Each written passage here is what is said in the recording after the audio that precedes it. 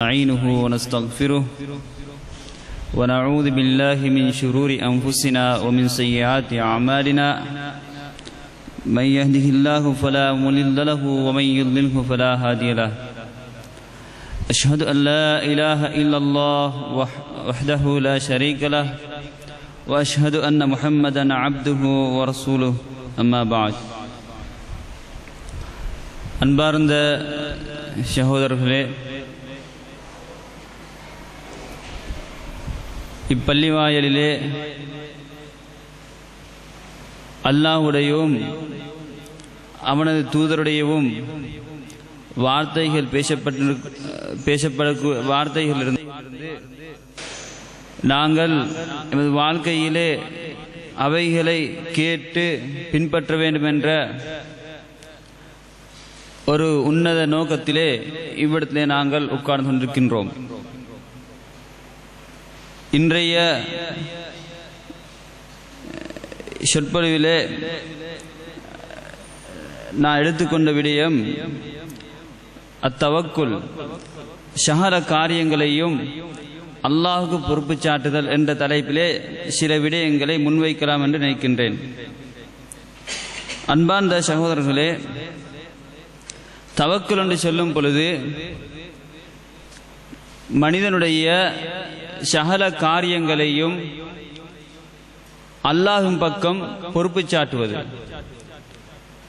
எல்லா விடயங்களையும் அல்லாஹ்வின் பக்கமே நம்பிக்கை வைத்து நாங்கள் முன்னெடுத்து செல்வது.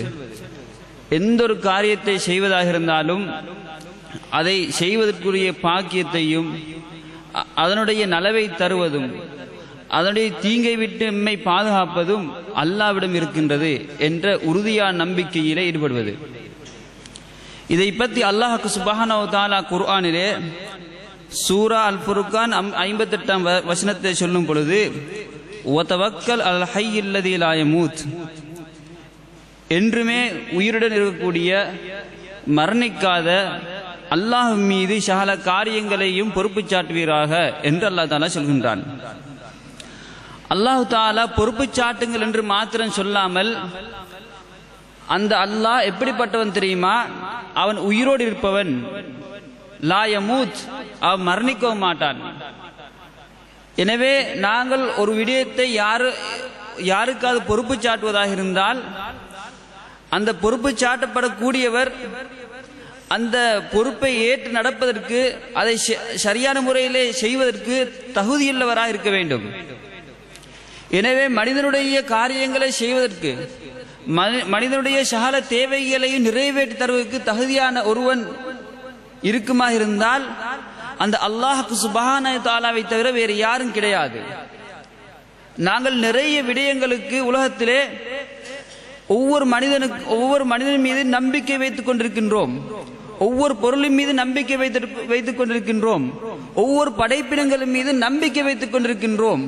இவைகளெல்லாம் நிரந்தரமற்றவை. இந்த படைப்பினங்களின் மூலமாகவோ இந்த மனிதர்களின் மூலமாகவோ நாம் எதிர்பார்த்து கொண்டிருக்கக்கூடிய அந்த நோக்கத்தை, இலக்கை அடைந்து கொள்ள முடியாது. ஏனென்று சொன்னால், சில விடயங்களை அவர்களால் செய்ய முடியும், இன்னும் சில விடயங்களை செய்ய முடியாது. அவர்கள் செய்வதாக இருந்தாலும், எமது தேவைகளை நிறைவேற்றி தருவதாக இருந்தாலும் அதுக்குரிய சக்தியை, பவரை அல்லாஹ் சுப்ஹானஹு வ தஆலா அந்த படைப்பினங்களுக்கு கொடுக்க வேண்டும். எனவே சகல அதிகாரங்களும் சகல வஸ்துக்களுடைய பொறுப்பும் சகல வஸ்துக்களையும் நிர்வகிக்கக்கூடிய சக்தி உள்ளவன் தான் அந்த இறைவன் சுப்ஹானஹு வ தஆலா. எனவே உண்மையிலேயே நாங்கள் எமது காரியங்களை, எமது தேவைகளை, எமது பொறுப்புகளை பொறுப்பு சாட்டுவதற்கு தகுதியான ஒரே ஒரு இறைவன் அந்த அல்லாஹ் சுப்ஹானஹு வ தஆலாவை தவிர வேறு யாரும் கிடையாது. இன்னொரு அல்லாஹ் சுப்ஹானஹு வ தஆலா சூரா அஷ்-ஷுஆரா 218ஆம் வசனத்திலே சொல்லும் பொழுது, வதவக்கல் அலல் அஸீஸிர் ரஹீம், நீங்கள் அனைத்தையும் மிகைக்கக்கூடிய மிகவும் கருணையுள்ள அந்த இறைவனின் மீது நீங்கள் சகல காரியங்களின் பொறுப்பு சாட்டுவீராக. அவன் எப்படிப்பட்டவன் தெரியுமா? எந்த அளவுக்கு சக்தி பெற்றவன் தெரியுமா? அல்லதி யராக ஹீன தகூம், நபியே நீங்கள் தொழுகைக்காக நின்றீர்கள் சொன்னால் அதையும் பார்த்து கொண்டிருப்பவன். நீங்கள் மக்களுடன் சுஜூதிலையும் ருக்கூலையும் ஈடுபடும் பொழுது அதை பார்த்து கொண்டிருப்பவன் அவன். இன்னஹு ஹுவஸ் ஸமீஉல் அலீம். அவன் எப்படிப்பட்டவன் தெரியுமா? அனைத்து காரியங்களையும் அனைத்து சொற்களையும் அவன் செவிமடுக்கக்கூடியவன், அறிந்தவன் என்று அல்லாஹ் சுப்ஹானஹு வ தஆலா தவக்குல் வையுங்கள் என்று சொல்லிவிட்டு சும்மா தவக்குல் வையுங்கள் என்று சொல்லிவிடாமல், தவக்குல் வைப்பதற்கு நான் தான் தகுதி, என்னை தவிர உலகத்தில் யாரும் கிடையாது தவக்குல் வைக்கப்படுவதற்கு, எனக்குத்தான் சகல சக்தியும் இருக்கின்றது, நான் தான் கேட்பவன், நான் தான் உயிரோடு இருப்பவன், எனக்கு மரணம் கிடையாது, நான் சகலதை மறிந்தவன் என்று அல்லாஹ்வுடைய வல்லமையை சொல்லி ஏன் சொல்கிறான் சொன்னால், உண்மையிலேயே தவக்கல் வைக்கப்படுவதற்கு தகுதியான ஒரே ஒரு இறைவன் அந்த அல்லாஹ்வை தவிர வேறு யாரும் கிடையாது என்பதை இந்த ஆயத்தின் மூலமாக விளங்குகின்றது. எனவே தவக்கல் என்பது ஒரு மனிதனுடைய வாழ்க்கையிலே முக்கியமான ஒரு இடத்தை வகித்துக் கொண்டிருக்கின்றது. மனிதனுடைய தவக்கல் இல்லாவிட்டால், ஒரு மனிதத்திலே நம்பிக்கை அல்லாஹ் மீது பாரஞ்சாட்டக்கூடிய ஒரு நம்பிக்கை இல்லாவிட்டால் மனிதன் பைத்தியனாக விடுவான். அவன் மூளை குழம்பியவனை போன்று மாறிவிடுவான். ஏன் தெரியுமா? நிறைய உலகத்திலே நிறைய காரியங்களுக்காக வேண்டி நிறைய விடயங்களை சாதிக்க வேண்டும் என்பதற்காக மனிதர்கள் முயற்சி செய்து கொண்டிருக்கின்றார்கள். ஒரு முஸ்லிமை பொறுத்தவரையிலே அந்த செய்யக்கூடிய காரியம் அவனுக்கு தப்பி போய்விட்டது சொன்னால் அல்லாஹ் மீது நம்பிக்கை அவனுக்கு அதிகரிக்கின்றது. அல்லாஹ் எனக்கு நாடவில்லை, அல்லாஹ் மீது நான் சாட்டி இருக்கின்றேன், அல்லாஹ் மீது இதை பொறுப்பு சாட்டியிருக்கின்றேன், அல்லாஹ் எனக்கு நல்ல ஒரு முடிவை தருவான் என்ற ஒரு ஆறுதல் படுத்தி, தனது உள்ளத்தை ஆறுதல் படுத்தி அவனை சந்தோஷப்படுத்தி கொண்டு தனது அடுத்த விடயங்களில் ஈடுபடக்கூடியவனாக மனிதனை பார்க்கின்றோம். எனவே ஒரு முஃமினை பொறுத்தவரையில் தவக்குல் என்பது அந்த அளவுக்கு முக்கியமான ஒரு விடயமாக இருந்து கொண்டிருக்கின்றது. எனவே தவக்குல் வைப்பதென்று சொல்லும் பொழுது உலகத்திலே நாங்கள் காரியங்களை விட்டு வாழ்வதற்கு இஸ்லாம் சொல்லவில்லை. தவக்குல் வைத்து விட்டோம், அல்லாஹ் மீது தவக்கல் வைத்து விட்டோம் என்பதற்காக வேண்டி மனிதனை பொறுத்தவரையிலே சம்பாதிக்காமல் இருக்க முடியாது. பிள்ளை வேண்டுமென்று சொல்லிவிட்டு நான் அல்லாஹ் மீது தவக்கல் வைத்துக் கொண்டிருக்கின்றேன், கல்யாணம் முடிக்க மாட்டேன், திருமணம் செய்ய மாட்டேன் என்று சொல்ல முடியாது. பணம் வர வேண்டும் என்று சொல்லிவிட்டு பணம் எனக்கு கிடைக்கும் என்று சொல்லிவிட்டு நான் தொழில் செய்யாமல் இருக்க முடியாது. இது போன்ற இவைகள் எல்லாம் காரணிகள். இந்த காரணிகளை செய்வதன் மூலமாகத்தான் அல்லாஹ் சுப்ஹானஹு வ தஆலா அந்த மனிதனை பரிபூர்ண மனிதனாக மாற்றுகின்றான். எவ்வளவுதான் காரியங்களை செய்தாலும் குறிக்கோள் அவனுடைய எண்ணம், அவன் மேலெண்ணம் அல்லாஹ் பக்கம் இருக்க வேண்டும். நான் தொழில் செய்தாலும் திருமணம் முடித்தாலும் ஏனைய காரியங்களை செய்தாலும் நான் எதிர்பார்க்கக்கூடிய பாக்கியத்தை, நான் எதிர்பார்க்கக்கூடிய நோக்கத்தை நிறைவேற்றி தருவது அல்லாஹ்வின் புறத்தில் இருக்கின்றது. அல்லாஹ் நாடினால்தான் நான் செய்யக்கூடிய காரியத்தை சரிவர நிறைவேற்றுவான். அல்லாஹ் நாடாவிட்டால் நான் திருமணம் முடித்தாலும் எனக்கு பிள்ளை கிடைக்காது, நான் சம்பாதித்தாலும் லாபம் கிடைக்காது. அல்லாஹ்வுடைய நாட்டத்தில் இருக்க வேண்டும். அந்த நம்பிக்கை உள்ளத்திலே வர வேண்டும். இதுதான் உண்மையான முஸ்லிம். தவக்குல் வைத்ததுக்கு பின்னால காரியங்களில் ஈடுபட வேண்டும். அல்லாஹ் சுப்ஹானஹு வ தஆலா குர்ஆனிலே தவக்குலுடன் காரியங்களில் ஈடுபட வேண்டும் என்பதை குறித்து சொல்லியிருக்கின்றான். ஹஜ்ஜுக்கு வரக்கூடிய நேரத்திலே யமன் வாசிகளில் சில மக்கள் இருந்தார்கள், ஹஜ்ஜுக்கு வருவார்கள். ஹஜ்ஜுடைய காலத்திலே ஹஜ்ஜுக்கு வருவார்கள். அவர்கள் சாப்பாடு, அவர்களுக்குரிய உணவுகளையோ குடிபானங்களையோ ஏனைய தேவைப்படக்கூடிய பொருட்களை கொண்டு வர மாட்டார்கள். மாத்தமாக ஏன் இவைகளை நீங்கள் கொண்டு வரவில்லை, ஏன் கொண்டு வராமல் இருக்கின்றீர்கள் என்று கேட்ட பொழுது அவர்கள் சொல்வார், நஹ்னுல் முத்தவக்கிலூன், நாங்கள் அல்லாஹ் பக்கம் பாரஞ்சாட்டிருக்கும், அல்லாஹ் எங்களுக்கு ரிஸ்க் தருவான், அல்லாஹ் எங்களுக்கு ரிஸ்க் தருவான் என்று மொட்டையாக அல்லாஹ் பக்கம் அவர்களுடைய காரியங்களை பாரஞ்சாட்டினார்கள். அல்லாஹ் சுப்ஹானஹு வ தஆலா அவர்களுடைய இந்த போக்கு, இந்த விடயம் பிழை என்பதை சுட்டி காட்டுகின்றான். வதஸவ்வது ஃபஇன்ன கைரஸ்ஸாதி தக்வா, ஃபஇன்ன கைரஸ்ஸாதி தக்வா. அந்த மக்களை பார்த்து அல்லாஹ் தஆலா சொல்கின்றான், நீங்கள் ஹஜ்ஜுக்கு வரும் பொழுது அதற்குரிய தேவையான பொருட்களை கொண்டு வாருங்கள். நீங்கள் கொண்டு வரக்கூடிய பொருட்களில் மிகவும் சிறந்த என்ன தெரியுமா? இறையச்சம். எனவே அல்லாஹ் சுப்ஹானஹு வ தஆலா ஹஜ்ஜுக்கு வருவதாக இருந்தாலும் கஅபத்துல்லாவை தவா செய்ய வருகின்றேன், இஸ்லாத்துடைய மேலான கடமையை செய்ய வருகின்றேன் சொல்லிவிட்டு அல்லாஹ் தஆலா சும்மா, அதாவது ஒன்றும் கொண்டு வராமல் அவர்களுக்கு உணவையும் சாப்பாடையும் கொடுக்க மாட்டான். அதுக்குரிய ஏற்பாடும் நடக்க வேண்டும் என்பதை அல்லாஹ் சுப்ஹானஹு வ தஆலா குர்ஆனிலே சொல்லி காட்டுகின்றான். இது மாத்திரமல்ல, நிறைய சஹாபாக்கள், அதாவது நபிமாருடைய வரலாறை பார்க்கலாம். நிறைய நபிமாருடைய வரலாறை பார்க்கலாம். அவர்கள் எல்லாம் காரண காரியங்களில் ஈடுபட்டார்கள். அருமை தூதர் முஹம்மது ஸல்லல்லாஹு அலைஹி வஸல்லம் அவர்களை பாருங்கள். உஹத் யுத்தத்துடைய நேரத்திலே இரும்பு கவசம் 2 அணிந்தார்கள். இரும்பு கவசம் 2 அணிந்தார்கள். ஏன் காரணம்? அந்த யுத்தத்திலே எதிரியுடைய தாக்குதல் எனது உடம்பிலே மேனிலே படக்கூடாது என்பதற்காக வேண்டி, நபி என்பதற்காக வேண்டி அல்லாஹ் தஆலா நபியை பாதுகாப்பதற்கு வாக்களித்திருக்கின்றான். அந்த வாக்கை மாத்திரம் வைத்துக் கொண்டு பெருமானார் ஸல்லல்லாஹு அலைஹி வஸல்லம் அவர்கள் காரண காரியங்களில் ஈடுபடாமல் இருக்கவில்லை. அல்லாஹ் வாக்களித்தது உண்மை என்றாலும் சமூகத்துக்கு, ஒரு மனிதர்களுக்கு முன்மாதிரியா வாழ வேண்டும் என்பதற்காக வேண்டி காரண காரியங்களில் ஈடுபட்டார்கள். உடுப்பை, அதாவது இரும்பு கவசத்தை போட்டுக் கொண்டார்கள். மொட்டையாக மடத்தனமாக யுத்தத்தை இறங்கவில்லை. அல்லாஹ் வெற்றி தருவான், அல்லாஹ் என்னை பாதுகாப்பான் என்பதற்காக வேண்டி ஆயுதமின்றி யுத்தத்திலே இறங்க முடியாது. ஆயுத பலம் வேண்டும். ஏனைய யுத்தத்துக்கு தேவைப்படக்கூடிய அனைத்து காரியங்களையும் ஏற்பாடு செய்து கொண்டுதான் யுத்தத்தில் ஈடுபட வேண்டும் என்பதைத்தான் இஸ்லாம் சொல்கின்றது. எனவே மொட்டத்தனமாக அல்லாஹ் பாதுகாப்பான் என்ற மொட்டத்தனமான எண்ணத்திலே ஒரு போரில் ஈடுபடுவது கூடாது என்பதை இந்த நபியுடைய சம்பவம் காட்டுகின்றது. அடுத்ததாக தவக்குல் இன்னொரு பகுதி இருக்கின்றது. தவக்குல் வைக்கும் பொழுது இரண்டாவது கட்டம், எவ்வளவுதான் நாங்கள் பொருட்களின் மீது தவக்குல் வைத்தாலும், ஆயுதங்களின் மீது நம்பிக்கை வைத்தாலும், பணத்தின் மீது நம்பிக்கை வைத்தாலும், அந்த எந்த ஒரு பொருள்னாலும் எதையும் சாதிக்க முடியாத நம்பிக்கை உள்ளத்திலே வர வேண்டும். அதற்கு நல்லது ஒரு உதாரணம் தான் பத்ருடைய போர். பத்ருடைய போரை பாருங்கள்.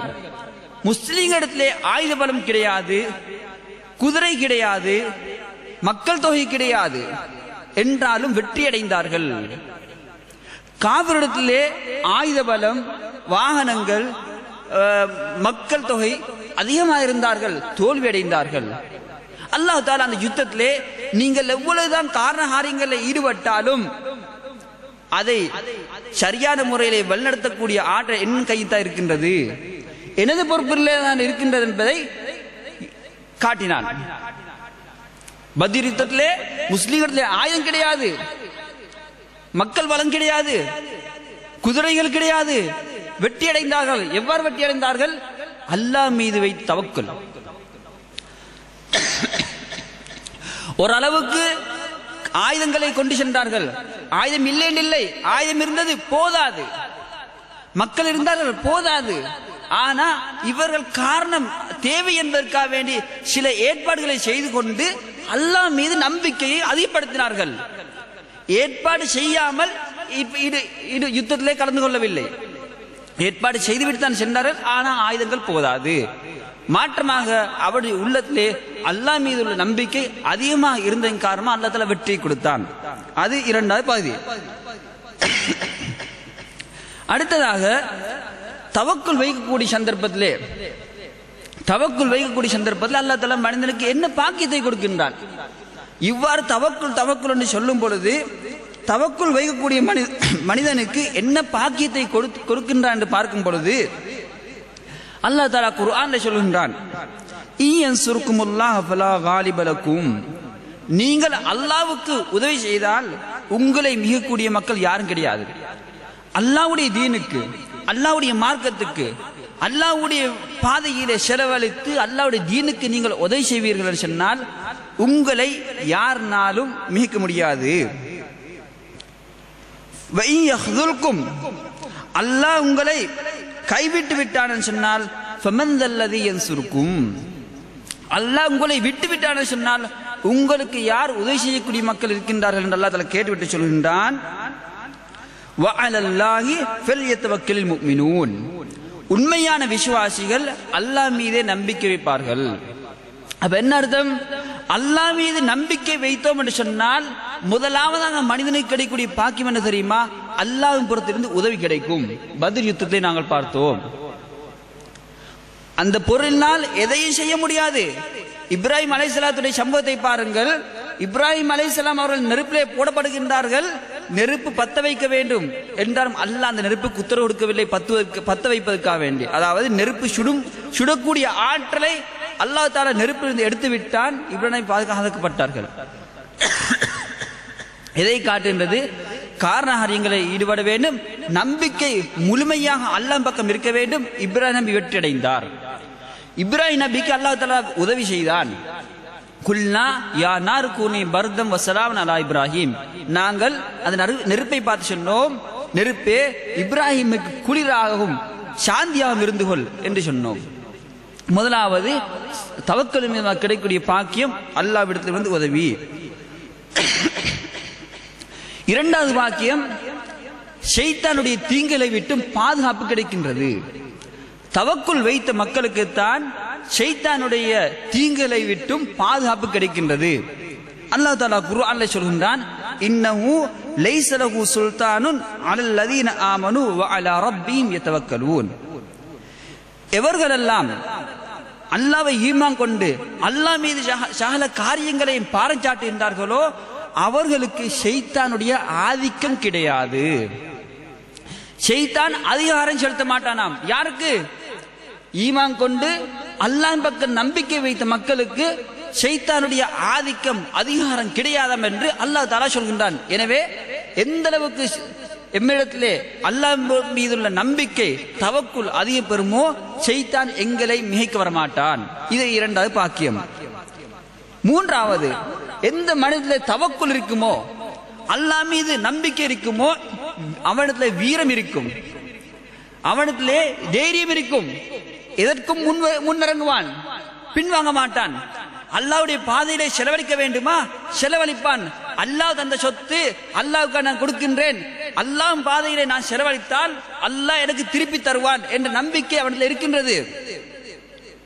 இஸ்லாமிய போர் வருகின்றது, தனது உயிரை கொடுக்க வருவான். ஏன்? அல்லாஹ் மீது நம்பிக்கை, தன்னுடைய குடும்பத்தை பிள்ளை குட்டிகளை பொறுப்பக்கூடிய சக்தி அல்லாஹ்விடத்தில் இருக்கின்றது. அல்லாஹ் பாதுகாப்பான நம்பிக்கை. எதிலேயுமே அல்லாஹ் மீது நம்பிக்கை வைத்தால் அந்த மனிதன் தைரியமாக வாழ்வான், பின்வாங்க மாட்டான். எந்த எந்த எந்த ஒரு விடயத்துக்கும் பின்வாங்க மாட்டான். தைரியம் கிடைக்கும் யாருக்கு தெரியுமா? தவக்கல் இருக்க வேண்டும். தவக்கல் இல்லாத மக்களிடத்திலே தைரியம் கிடையாது. ஒரு முறை மதீனாவில் ஒரு சத்தம் கேட்கின்றது, பெரிய ஒரு சத்தம். மக்கள் திடுக்கின்றார், மக்கள் திடுக்கிடுகிறார்கள், மக்கள் அச்சத்தில் இருக்கின்றார்கள். மக்கள் தடுமாறிக்கொண்டிருக்கூடிய சந்தர்ப்பத்திலே மக்கள் எல்லாம் வீட்டை விட்டு வெளியிறங்கி வரும் பொழுது பெருமானார் ஸல்லல்லாஹு அலைஹி வஸல்லம் அவர்கள் அபூ தல்ஹா ரலியல்லாஹு அன்ஹுடைய ஒட்டத்தை ஏறி தூரத்திலிருந்து வருகின்றார்கள். செய்தியை கொண்டு வருகின்றார்கள். என்ன செய்தி தெரியுமா? மக்கள் எல்லாம் சத்தத்துக்கு பயந்து அந்த அச்சத்திலே வீடுகளில் இருந்து லேட்டாகத்தான் சிறிது நேரம் கலந்ததுக்கு பின்னர் வெளியேறுகின்றார்கள். ஆனால் நபிகள் நாயகம் ஸல்லல்லாஹு அலைஹி வஸல்லம் அவர்கள் அதற்கிடையிலே எந்த இடத்துல சத்தம் வந்தது, எவ்வளவு தூரம் போய் பார்க்க வேண்டும் என்றெல்லாம் பார்த்துவிட்டு செய்தியை கொண்டு வருகின்றார்கள். வந்து சொல்கின்றார்கள், பயப்பட வேண்டாம், பயப்பட வேண்டாம், உங்களுக்கு எந்த ஒரு ஆபத்தும் கிடையாது என்று செய்தியை சொல்லி மக்களை அமைதிப்படுத்துகின்றார்கள். பாருங்கள், பெருமானார் ஸல்லல்லாஹு அலைஹி வஸல்லம் அவர்கள் அந்த நடுநிசையிலே மக்களுக்கு ஒரு நல்ல செய்தி கொடுக்க வேண்டும் என்பதற்காக வேண்டி திடுக்கம் வந்த பொழுது ஊருக்கு வெளியே போய் தகவலை கொண்டு வந்து கொடுக்கக்கூடிய அளவுக்கு தனி மனிதனாக இருந்த தைரியம் என்று சொன்னால் எதன் மூலமா வந்தது? அல்லாஹ் மீது வைத்த உண்மையான தவக்குல், அல்லாஹ் மீது வைத்த உண்மையான நம்பிக்கை. இதன் மூலமாகத்தான் இதை அடையலாம். அடுத்த பாக்கியம், ரிஸ்க் விஸ்தீர்ணம் கிடைக்கும். ரிஸ்கிலே அவன் பயப்பட மாட்டான்.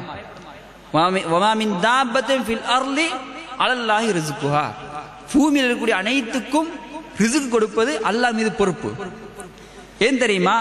பெருமானார் ஸல்லல்லாஹு அலைஹி வஸல்லம் சொன்னார்கள், லவ் அன்னக்கும் குந்தும் ததவக்கலூன அலல்லாஹி ஹக்க தவக்குலிஹி, நீங்கள் அல்லாஹ் மீது உண்மையான முறையிலே தவக்குல் வைத்தீர்கள் சொன்னால் லரஸககும் கமா யுர்ஸகுத் தைர், பறவைகளுக்கு எவ்வாறு உணவு கொடுக்கப்படுகின்றதோ அதே மாதிரி அல்லாஹ் தஆலா உங்களுக்கும் உணவு தருவான், ரிஸ்க் அளிப்பான். தவக்குல் அந்த முறையில் இருக்க வேண்டும். ஆரம்பத்தில் சொல்லிவிட்டேன், காரண காரியங்களை ஈடுபடுவதும் சுன்னா, நபி வழி, குர்ஆன் சொல்றது. பின்னால அல்லாஹ் மீது நம்பிக்கை அதிகமா இருக்க வேண்டும். அதுக்காக வேண்டி தான் இந்த விஷயங்களை சொல்கின்றேன். எனவே பெருமானார் ஸல்லல்லாஹு அலைஹி வஸல்லம் சொன்னார்கள், அவைகள் காலையிலே ஒரு முயற்சி செய்கின்றது. பறவைகள் தனது வீட்டில் இருந்து கொண்டு ரிதுக்கு கிடைக்கும் என்று எதிர்பார்த்து கொண்டிருக்கவில்லை. மாற்றமா காலையிலே சிறிதொரு முயற்சி செய்கின்றது.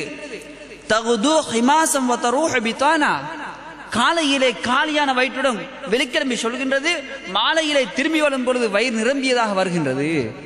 சிறிதொரு முயற்சி தான் தேவையை நிறைவேற்றுகின்றது. இதே மாதிரி நாங்கள் செய்யக்கூடிய முயற்சி சிறிதளவாக இருந்தாலும் அல்லாஹ் மீது வைக்கக்கூடிய நம்பிக்கை 100% இருந்தால் அல்லாஹ் சுப்ஹானஹு வ தஆலா தனது தேவைகளை நிறைவேற்றுவான், ரிஸ்கை பொறுப்பெடுப்பான். அது மாத்திரமல்ல, தவக்குல் தான் ஒரு மனிதனுடைய உண்மையான ஈமானை காட்டுகின்றது. அல்லாஹ் சுப்ஹானஹு வ தஆலா குர்ஆனில் சொல்கின்றான், இன்னமல் முஃமினூன அல்லதீன இதா துக்கிரல்லாஹு வஜிலத் குலூபுஹும். உண்மையான முஃமின்கள் யார் தெரியுமா? அல்லாஹ்வுடைய பெயர் அவர்களுக்கு மத்தியிலே கூறப்பட்டால் உள்ளம் நடுநடுங்கும். வைதா துலியத் அலைஹிம் ஆயாத்துஹு, அல்லாஹ்வுடைய அத்தாட்சியல் வசனங்கள் அவர்களுக்கு ஓதி காட்டப்பட்டால் ஜாதத்ஹும் ஈமானா, ஈமான் அதிகரிக்கும். வ அலா ரப்பிஹிம் யதவக்கலூன், அவர்கள் யார் தெரியுமா? அல்லாஹ் மீது பொறுப்பு சாட்டக்கூடியவர்கள். எனவே ஈமான், உண்மையான ஈமான் உள்ள மனிதருக்கு அடையாளம் தவக்குல் என்பது இந்த வசனம் காட்டுகின்றது. இதை விடவும் மேலான பாக்கியம் என்ன தெரியுமா? தவக்குல் வைத்த மனிதனுக்கு கிடைக்கக்கூடிய பாக்கியத்திலே மேலானது சுவர்க்கம். எவன் உண்மையான தவக்குல் அல்லாஹ் மீது வைக்கின்றானோ அவனுக்கு கிடைக்கக்கூடிய பாக்கியம் சுவர்க்கம். சஹீல் புகாரி, சஹீஹ் முஸ்லிம்லே இப்னு அப்பாஸ் ரலியல்லாஹு அன்ஹு அவர்களிடம் ஒரு ஹதீஸ் அறிவிக்கப்படுகின்றது. பெருமானார் ஸல்லல்லாஹு அலைஹி வஸல்லம் சொல்கின்றார்கள், உரிலத் அலையல் உமம், முன் சென்ற சமுதாயங்கள் எனக்கு காட்டப்பட்டது.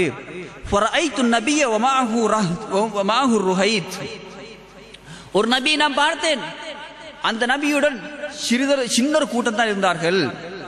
ஒன் நபி வ மஅஹு ரஜுல் வ ரஜுலான், இன்னொரு நபியை பார்த்தேன், அந்த நபியுடன் ஓரிரு மனிதர்கள் தான் இருந்தார்கள். இன்னொரு நபியை பார்த்தேன், அந்த நபியுடன் அவரை பின்பற்றி யாருமே கிடையாது. அந்த சந்தர்ப்பத்திலே பெரியொரு கூட்டத்தை எனக்கு காட்டப்பட்டது, பெரியொரு கூட்டத்தை காட்டப்பட்டது. நான் அந்த கூட்டத்தை பார்த்தவுடன் இதுதான் எனது உம்மத்தா இருக்கும் என்று நான் நினைத்தேன். அந்த சந்தர்ப்பத்தில் எனக்கு இது உங்களுடைய உம்மத்து கிடையாது, இது மூசா அலைஹிஸ்ஸலாம் அவருடைய உம்மத் என்று சொல்லப்பட்டது. அதற்கு பின்னால எனக்கு மேலே ஒரு பக்கத்தை காட்டி அந்த பக்கம் பாருங்கள் என்று சொல்லப்பட்டது. அந்த சந்தர்ப்பத்திலே நான் பார்த்தேன், பெரிய ஒரு கூட்டம் இருந்தார்கள். அடுத்த பக்கமாக பார்க்கும்படி சொல்லப்பட்டது. மேலும் மறுபடியும் திரும்பி பார்த்தேன், அந்த பக்கம் பெரிய ஒரு கூட்டம் இருந்தார்கள். அந்த சந்தர்ப்பத்தில் இதுதான் உங்களுடைய உம்மத்து, மூசா நபியுடைய உம்மத்தை காண டபுள் பங்கு, 2 மடங்கு பெரிய ஒரு கூட்டம் உங்களுடைய சமுதாயம் தான் என்று சொல்லப்பட்டது. அந்த கூட்டத்திலே இரு பக்கம் பார்த்த அந்த கூட்டத்திலே 70,000 பேர் இருந்தார்கள். 70,000 பேர். இவர்களை பெருமானார் ஸல்லல்லாஹு அலைஹி வஸல்லம் அவர்கள் புகழ்ந்து சொன்னார்கள். அந்த 70,000 பேர் யார் தெரியுமா? யதுகுலூனல் ஜன்னத பிகைரி ஹிசாபின் வலா அதாப். அந்த 70,000 பேரும் கேள்வி கணக்கின்றி வேதனையின்றி சுவர்க்க நுழைவார்கள். கேள்வி கணக்கின்றி வேதனையின்றி சுவர்க்க நுழைவார்கள் என்றால் இலேசான வேலையா? மன்னூகுஷலில் ஹிசாபி உذிப. பெருமானார் ஸல்லல்லாஹு அலைஹி வஸல்லம் சொன்னார்கள், எவர்களெல்லாம் கேள்வி கணக்குக்கு உட்படுத்தப்படுகின்றாரோ அதே ஒரு வேதனையை சொன்னார்கள். அல்லாஹ் தஆலா மறுமையிலே கேள்வி கணக்கு கேட்பான். ஒவ்வொரு மனிதனையும் கூப்பிட்டு தான் செய்த ஒவ்வொரு செயலை பற்றியும் கேள்வி கேட்பான். சம்பாதித்த பணம், சொத்து, குடும்பம், பிள்ளை, குட்டி அனைத்தை பற்றியும் கேள்வி கேட்பான். இந்த கேள்வி எனக்கு பதில் சொல்வதே ஒரு வேதனை. இந்த கேள்வி கணக்கின்றி சுவர்க்க நுழைவானாம். அது மாத்திரமின்றி வேதனையின்றி நரகத்திலே செல்லாமல் நேரடியாக கபரிலிருந்து ஒழுமினால் நேரடியாக சுவர்க்கம். அவருக்கு எந்தவித கேள்வி கணக்கோ எந்தொன்றுமே கிடையாது, வேதனை ஒன்றுமே கிடையாது. அவர் எங்க போவாராம்? சுவர்க்கம் போவாராம். அந்த கூட்டம் யாரு? 70,000 பேர் தான் என்று சொல்லிவிட்டு பெருமானார் ஸல்லல்லாஹு அலைஹி வஸல்லம் தனது வீட்டுக்கு போய்விட்டார்கள். வீட்டிலிருந்து பள்ளிக்கு திரும்பி வருகின்றார்கள். பள்ளியிலே கச்சபச்சான்னு சத்தமாய்க்கு, சஹாபாக்களுக்கு மத்தியிலே கருத்து முரண்பாடாய்க்கு. என்ன கருத்து முரண்பாடு? சில சஹாபாக்கள் சொல்லிக் கொண்டிருந்தார்கள், ரசூல் ஸல்லல்லாஹு அலைஹி வஸல்லம் அவர்கள் 70,000 பேர் சொர்க்கம் போவார்கள் சொன்னார்களே, அவர்கள் யார் தெரியுமா? அவர்கள் தான் நபியுடைய தோழர்கள், சஹாபாக்கள் என்று ஒரு கூட்டம் சொல்றாங்க. அதுக்கு மறுப்பாக இன்னொரு கூட்டம் சொல்றாங்க, இல்ல இல்ல நபியுடைய தோழர்கள் இல்ல, அவங்க யார் தெரியுமா? இஸ்லாத்திலே பிறந்து இணை வைக்காமல் மரணித்தவர்கள், இஸ்லாத்திலே பிறந்து இணை வைக்காமல் மரணித்தவர்கள், இவர்கள் தான் அந்த 70,000 பேராய்க்கும். ரசூல் ஸல்லல்லாஹு அலைஹி வஸல்லம் அவர்கள் 70,000 பேர் சொர்க்கம் போவாங்க சொன்னாங்க கேள்வி கணக்கின்றி. ஆனா யாருன்னு விளங்கப்படுத்தவில்லை. ஆனா சஹாபாக்களுக்கு மத்தியிலே இந்த மூடலாக சொல்லிவிட்டு சென்ற விடயம் சிக்கலை ஏற்படுத்தியது. பெருமானார் ஸல்லல்லாஹு அலைஹி வஸல்லம் அவர்கள் வந்து சொல்லுகின்றார்கள், நீங்கள் என்ன விஷயத்தை பற்றி நீங்கள் சர்ச்சை செய்து கொண்டிருக்கின்றீர்கள்? அவர்கள் யார் தெரியுமா? அவர்கள் யார் தெரியுமா? 70,000 பேர் சொர்க்கம் செல்லக்கூடிய மக்கள் யார் தெரியுமா? அவர்களிடத்தில் 4 பண்பு இருக்கும். 4 பண்பு இருக்கும். லா யஸ்தர்கூன், மந்திரித்து பார்க்க மாட்டார்கள். முதலா பண்பு, ஓதி பார்க்க மாட்டார்கள். வலா யக்தவூன், சூடு போட்டு ஒத்தனை செய்ய மாட்டார்கள். வலா யததய்யரூன், சகுனம் பார்க்க மாட்டார்கள். வ அலா ரப்பிஹிம் யதவக்கலூன், அவர்களுடைய இறைவனின் மீதே சகல காரியங்களையும் பொறுப்பு சாட்டுவார்களாம். 4 பண்பு. முதலாவது சொன்னார்கள் லா யஸ்தர்கூன், அவர்கள் மந்திரிக்க மாட்டார்களாம். மந்திரிக்க மாட்டார்கள் என்ன? மந்திரிக்கத்திலே 2 இருக்கின்றது. ஒன்று ஷிர்கியத்தான மந்திரியம், அதாவது அல்லாஹ் ரசூல் காட்டித்தராத இஸ்லாத்துடைய அடிப்படை கொள்கைகளுக்கு மாற்றமான விடயங்களை கொண்டு மக்களுக்கு சிகிச்சை செய்வது, மந்திரிப்பது. இது மொத்தமாகவே இஸ்லாம் கூடாது என்று ஷிர்க் சொல்லியிருக்கின்றது. இரண்டாவது இஸ்லாம் அனுமதித்த மந்திரிகம். ஒன்று சூரா ஃபாத்திஹாவை ஓதி ஒரு நோயாளிக்கு ஓதுவது, குர்ஆனை ஓதுவது. நபிகள் நாயகம் ஸல்லல்லாஹு அலைஹி வஸல்லம் அவர்கள் காட்டி தந்த ஓராதில் ஜிக்ர்கள், இவைகளை ஓதுவது, இவைகளும் மந்திரித்தல் தான். ஆனா மந்திரிக்கூடிய விஷயத்திலே 2ஆக நாங்கள் பிரிக்க வேண்டும். ஒன்று நாங்கள் இன்னொருவருக்கு மந்திரிப்பதுனா துஆ ஓதுவது. யா அல்லாஹ் இந்த மனிதன் நோயை சுகப்படுத்துவாயாக, அஸ்அலுல்லாஹல் அலீம் ரப்பல் அர்ஷில் அலீம் ஐயஷ்ஃபிக் அல்லாஹ் ரப்பன் நாஸ் அதுபில் பாஸ் இஷ்ஃபி அந்த ஷாஃபி லா ஷிஃபா இல்லா ஷிஃபாக், இது போன்ற துஆக்களை ஓதி ஒரு மனிதனுக்கு நோயாளிடத்திலே போய் ஓதுவது. இது ஒரு பகுதி. இன்னொன்று இருக்கின்றது, நாங்கள் எங்களை மந்திரிக்கும்படி கேட்பது. எங்களுக்கு துஆ ஓதுங்கள், என்னைய மந்திரிங்கள், எனக்கு துஆ ஓதி ஓதுங்கள் என்று நாங்கள் கேட்பது. ஆனா இது 2மே முடியும். ஒருத்தருக்கு ஒரு நோயாளியிலே போய் துஆ ஓதுவதும் ஏலும் அனுமதிக்கப்பட்டிருக்கின்றது. ஆயிஷா ரலியல்லாஹு அன்ஹா அவர்கள் ரசூல் ஸல்லல்லாஹு அலைஹி வஸல்லம் அவர்கள் மேனியை பிடித்து துஆக்களை ஓதி தடவிருக்கின்றார்கள். ஜிப்ரீல் அலைஹிஸ்ஸலாம் அவர்கள் பெருமானார் ஸல்லல்லாஹு அலைஹி வஸல்லம் அவர்களை மந்திரித்திருக்கின்றார்கள். இது கூடும். இரண்டாவது நோயாளி மற்ற மக்களிடத்தில் கேட்பது, எனக்கு துஆ ஓதுங்கள், எனக்கு மந்திரியுங்கள் என்று சொல்வது. 2மே கூடும். என்றாலும் 70,000 சொர்க்கம் செல்லக்கூடிய மக்கள் எப்படி நினைப்பார்கள்? மற்ற மக்கள் துஆ ஓதுவதை ஓதினால் அதை ஏற்றுக்கொள்வார்கள். ஆனா எனக்கு மற்ற மனிதர்கள் எல்லாம் எனக்காக வேண்டி துஆ கேட்க வேண்டும், என்னிடத்திலே வந்து துஆ ஓத வேண்டும் என்று எதிர்பார்க்க மாட்டார்கள். அவர்கள் எதிர்பார்க்க மாட்டார்கள். முழு பொறுப்பையும் அல்லாஹ் மீதே வைப்பார்கள். இவர்கள் துஆ ஓதினாலும் ஓதாவிட்டாலும் என்னை குணப்படுத்தக்கூடிய ஆற்றல் யாரிடம் இருக்கின்றது? அல்லாஹ்விடம் இருக்கின்றது என்று பரிபூர்ண தவக்குல் வைக்கக்கூடிய மக்கள் இவர்கள் தான். அந்த 70,000 பேரை சொன்னார்கள். அல்லாஹ் மீது பரிபூர்ண நம்பிக்கை வைக்கக்கூடிய மக்கள். இரண்டாவது, அதாவது சூடு போட்டு ஒத்தனை செய்வது. சூடு போட்டு ஒத்தனை செய்வது கூடும். பெருமானார் ஸல்லல்லாஹு அலைஹி வஸல்லம் செய்திருக்கின்றார்கள், சஹாபாக்கள் செய்திருக்கின்றார்கள், நிறைய ஆதரவு இருக்கின்றது. என்றாலும் அது ஆகுமான விடயமாக இருந்தாலும் தவிர்ந்து கொள்வார்கள். ஏன் தெரியுமா தவிர்ந்து கொள்வார்கள்? அல்லாஹ் குணப்படுத்துவான், மருந்து செய்ய மாட்டார்கள் என்று அர்த்தம் இல்லை. அல்லாஹ் மீது பரிபூர்ண நம்பிக்கை வைக்கக்கூடிய மக்கள். மூன்றாவது பெருமானார் ஸல்லல்லாஹு அலைஹி வஸல்லம் சொன்னார்கள், வலா யதய்யரூன், அவர்கள் சகுனம் பார்க்க மாட்டார்கள். ஒரு கோழி பூனை பாஞ்சால் நாய் பாஞ்சால் இது போன்ற விடயங்களிலே துக்குறி வைக்க மாட்டார்கள். வ அலா ரப்பிஹி யதவக்கலூன், தன இறைவன் மீதே சகல காரியங்களை பொறுப்பு சாட்டுவார்கள் என்று அல்லாஹ் பெருமானார் ஸல்லல்லாஹு அலைஹி வஸல்லம் அவர்கள் உள்ளத்தோடு இறைவனோடு சம்பந்தப்பட்ட 4 விடயங்களை கூறினார்கள். எனவே அந்த 70,000 பேர்ல சொர்க்க நுழைய வேண்டுமாக இருந்தால் நாங்களும் இந்த 4 பண்பை வாழ்க்கையில் எடுத்து கடைபிடிக்க வேண்டும். இதிலே இந்த ஹதீஸை செல்லும் பொழுது பெருமானார் ஸல்லல்லாஹு அலைஹி வஸல்லம் மஜ்லிஸ்லே உகாஷத் பின் மிஹ்சன் என்று சொல்லக்கூடிய நபித்தோழர் இருந்தார்.